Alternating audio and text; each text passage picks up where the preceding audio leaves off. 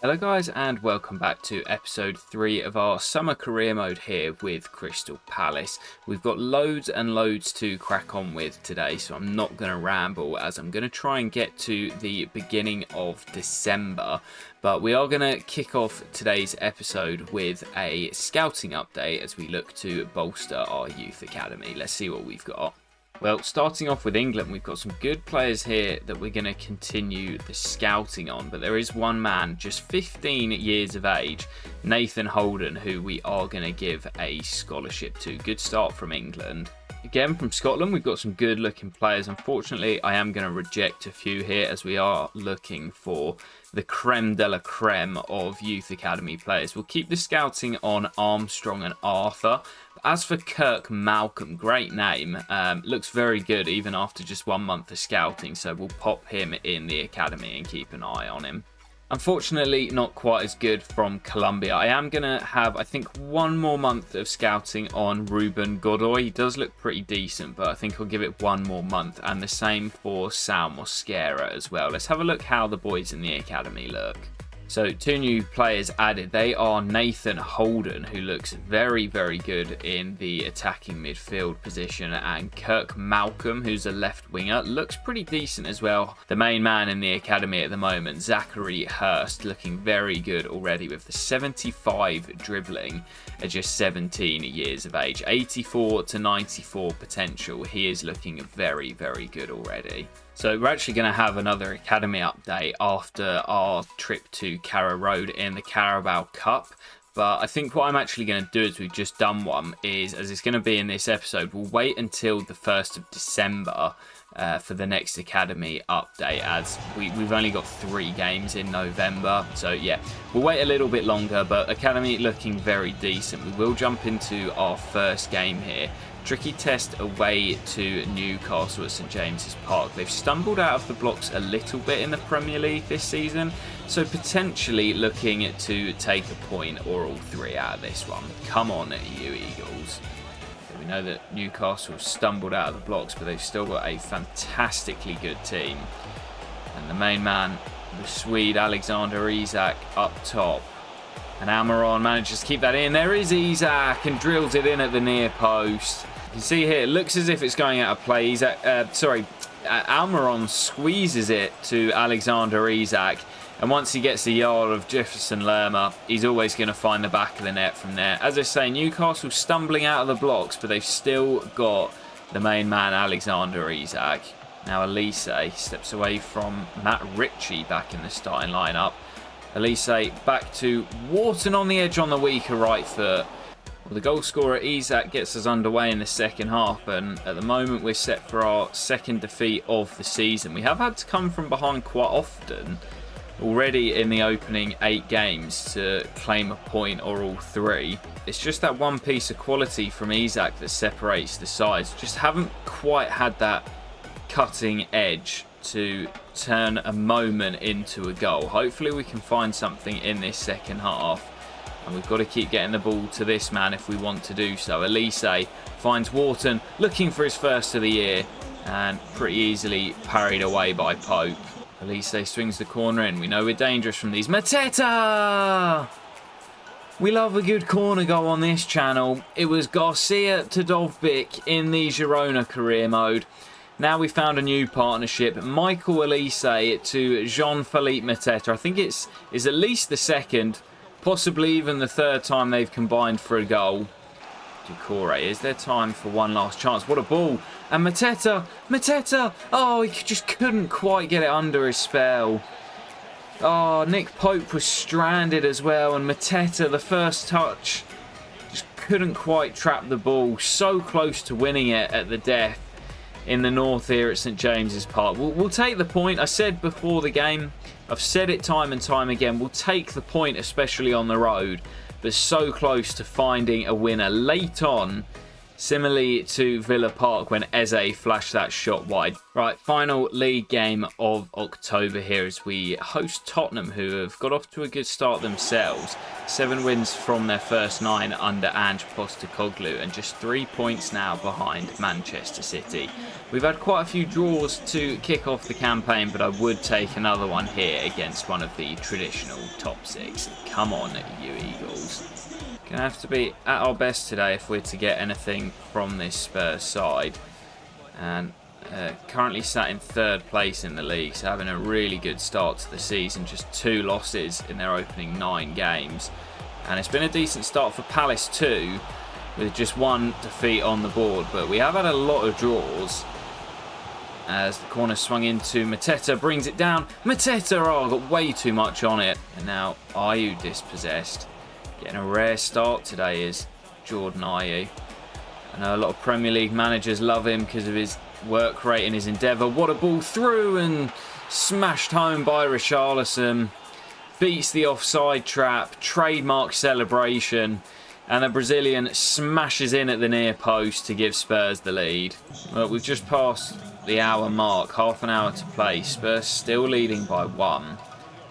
We've actually defended okay today. We just haven't been able to play through Spurs' shape. And we are missing Ebere Eze in that forward line to try and help us create something. Just a moment of magic, something special. We've just not really had it today. Well, it looks as if we're going to fall to our 2nd defeat of the season here. Unless we can find a very, very late equaliser. Whittaker loses out to Udogie, and that just sort of sums up the game. We just have not been able to get past Spurs today. We did well on the defence, only really gave them that 1 opportunity, which Richarlison slammed home at the near post, but just unable to create anything and unlock the defence today. Our unbeaten streak comes to an end, and it's just our 2nd loss of the season, with both of them coming here at Selhurst Park. So we've just had the email from Sam Johnston saying that he needs to get more game time. He is on the important squad role, even though he's our cup keeper and he's behind Dean Henderson. But he will start here in the last 16 of the Carabao Cup. We've faced EFL sides the whole way so far, and we're looking to get through Norwich at Carrow Road to make it into the quarterfinals. Come on, you Eagles. Yeah, gave Riedwald the start today. Went for a little bit more experience in there. We've been playing Ozo, the youngster, but it is Edouard today. Sorry, not Edouard.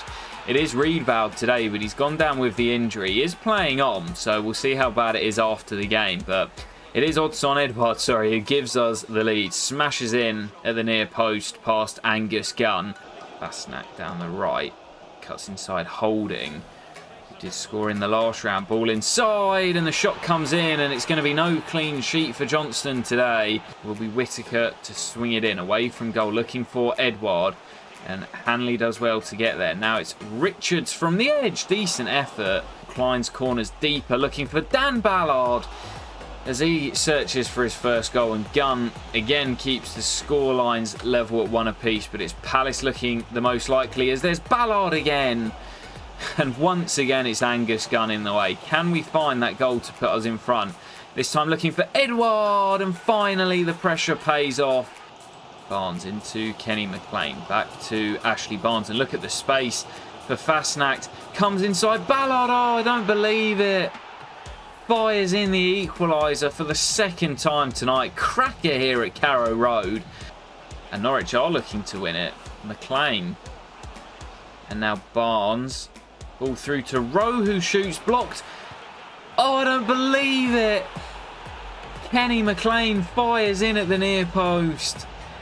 And we're not going to penalties. We're going out. Norwich win it late on. From behind. Scenes at Carrow Road. And yep, that's it. Straight from kickoff, it's over.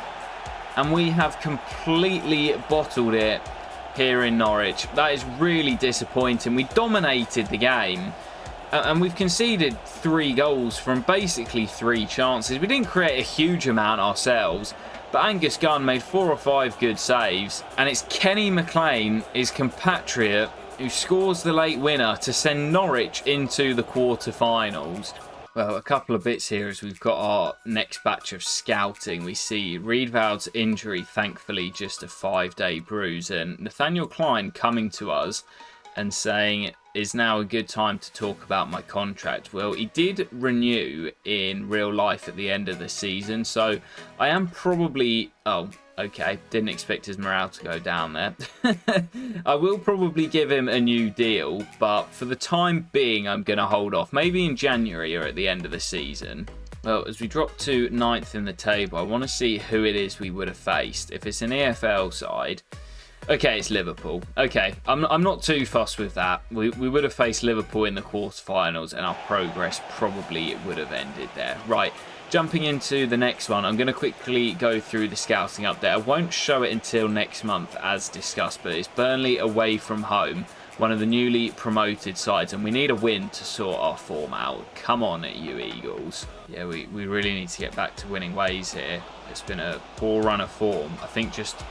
1 win in 6 in the league. Quite a few draws in there, but after being dumped out of the cup as well, desperate to get back to winning ways. And yes, it's away from home, but you'd say this really should be a bit of a banker. Newly promoted Burnley sat down in the relegation zone, I believe, at the moment, as Mateta fires in a rocket. Where would we be without this man? Jean-Philippe Mateta looking for that second goal here just to give us a bit of a cushion. Wharton through to Michael Elise, bent home. And this is more like it from Crystal Palace, set to return to winning ways away on the road at Turf Moor. 2 goals up inside half an hour. Munoz finds Elise having lots of joy down this right-hand side early on. And Doucouré already scored 1 belter this season. Doucouré had a lot of dip on it. Muric tips it over the top. It's all Crystal Palace here, looking for a 3rd goal, and Mateta gets it. And that is surely game over for Crystal Palace already. Yeah, comfortable win in the end for Palace. All the damage done in that first half, and we just saw the game out in the second. We really needed that one, and it turned out to be a bit of a gimme. As I say, it's exactly what we needed after a poor run of form in the league. We got a couple of easier fixtures in November before facing Liverpool, City and Chelsea in the first weeks of December. So want to make sure we head into those fixtures in the best possible form, and the perfect start here. Well, Everton up next as we look to keep the games rolling. They sit next to us in the table, just below us in 9th place. And we currently have the best defence in the league with just 9 goals conceded. As I've mentioned, it's been a very, very solid start for Palace. And if we can go on a good run heading into the busy December period, we could be in the fight for European football come the end of the season. And need to win this one here against the Toffees. Come on, you Eagles. Doucouré dispossessed by Doucouré, and is there time for one chance on the break? Oh, Idrissa Gueye flies into the tackle. Well, he's going to have to come off here in a lot of pain. We've already seen Eze go down with a 2-month injury, and Doucouré now being forced off as well. Been quite a tight and cagey game. Still waiting for the breakthrough, and Mateta heads on and Pickford gathers. First real save of the game, and it's taken 51 minutes. Well, there is the whistle, and it was a game of very few chances. It did get quite chippy out there at moments. Obviously, Doucouré went down with the injury. The home fans aren't too happy. I'm not sure if it's with our team or the aggressive performance from Everton, or the lack of decisions from the referee. But either way, the home fans not happy. We couldn't build on our win in the last game at Turf Moor, and that kind of sums up the season. We've been quite inconsistent, lots of draws that we've not been able to convert into victories. And as we get back to the menus, we'll find out how bad the injury is. It's a broken metatarsal for Doucouré. So our next game here, away at Kenilworth Road against Luton. I believe Kenilworth Road should now have been added to the game as well. So my first time visiting, if it is loaded. And we also see Ebere Eze heading back into training as well. So this one should be a banker, even away from home. Rock bottom Luton Town, and we need to make sure that we pick up a victory here. Come on, you Eagles. Yeah, our real issue this season has been in front of goal. If Mateta's not scoring, We don't really have anyone else in the team that does. Elise's got a few, but not loads. Obviously, Eze's been down injured. And the rest of the players that we've got in that forward line are sort of young players trying to establish themselves. They're not guaranteed scorers in the top flight, as Dean Henderson makes a good stop. That's a poor ball. Wharton picks it up and then gives it away himself. Trouble. Nakamba gets there, offloads. Trouble, big trouble, goal for Luton. I think it's Brown who finishes the move off. Just waited for the slide from Gerhi, sat him on the floor and slams the ball in past Dean Henderson. Again, not particularly convincing from Palace, and we trail against bottom side Luton. Yeah, I think Eze is going to be a welcome sight getting him back in this team. In those opening 4 games, we were absolutely fantastic. 3 wins and a draw. And since then, we've still been okay. We've done decent. We're probably exceeding expectation as Berry cuts inside. But yeah, at the moment, we're just lacking a spark when we come forward. We're kind of relying on Michael Elise and Mateta. And if we have that third part of our front 3, it might just help us be a little bit more fluid. But here are the dynamic 2. Oh, it's brilliant. And Wharton denied, and it was 1 pass too many. Just finish it off, Sam. Better from us, though. Gerhi wins it back. Now it's Ayew. And look at the space for Lerma. Oh, and given away. Now it's back with Lerma and Ayew. And Mateta! It's wide. Well, just over 10 to play here. I was hoping for 3 wins from 3 in our fixtures in November. We might only end up with 1 win out of the 3. Can we rescue a point here? Elise, I've gone really attacking now. Edouard on the spin across the box. Oh no! No. I honestly cannot believe we've lost that. Worst loss of the season so far against bottom place Luton Town. And we just cannot sort out this inconsistent run of form that we've been on. We've completely blown that. So as we enter December here, you can see loads and loads of big games coming up, including the 2 runaway leaders, Liverpool and Manchester City. We have got our next batch of scouting here, where I think I'm going to be quite ruthless and start to turn away players that are looking pretty average. The likes of Albert Kirk looks okay, but again, we're looking for the creme de la creme. Elijah Giles has gone to Wolves. That's absolutely fine. So we've got 3 players here from England that we're going to keep an eye on, all with some pretty decent looking potential. As for Scotland, again, I'm thinking of being quite selective here. Duncan Arthur looks like he's got a really decent starting overall, but the potential's just not that great. So you might look at him and think he looks really decent, but I am being quite selective. Ian Armstrong, I am going to give a scholarship to, and I think we'll continue the scouting on a few of these guys. Oh, that is a great name. Malcolm McPherson. I might keep him in the youth academy, even though he's trash just for the name. As for Colombia, I'm really not sure what to do on these. So I've been scouting them for a while. I said I'd make a decision. I think for the time being, I'm going to put them both in the youth academy, and we can always release them at a later date. Orozco looks very decent, so I'm going to give him a scholarship as well. And we'll keep the scouting on these 3. Oscar Zapata looks pretty decent as well. Do you know what? We'll chuck him in the academy as well. Yeah, starting to see some of these potential ranges set now. Zachary Hurst, by far the best talent, 86 to 94 potential. And my thing is with a lot of these guys, between now and the end of the season, those potentials will start to sort of they'll close up, so we'll get a better idea of how good they are between now and the end of the season.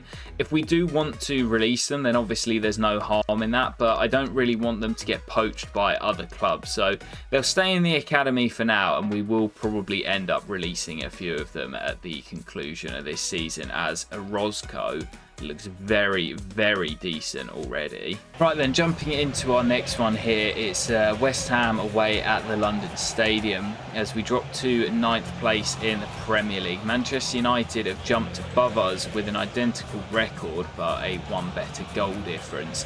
and West Ham just a point behind. Need to bounce back after that disappointing loss away at Kenilworth Road.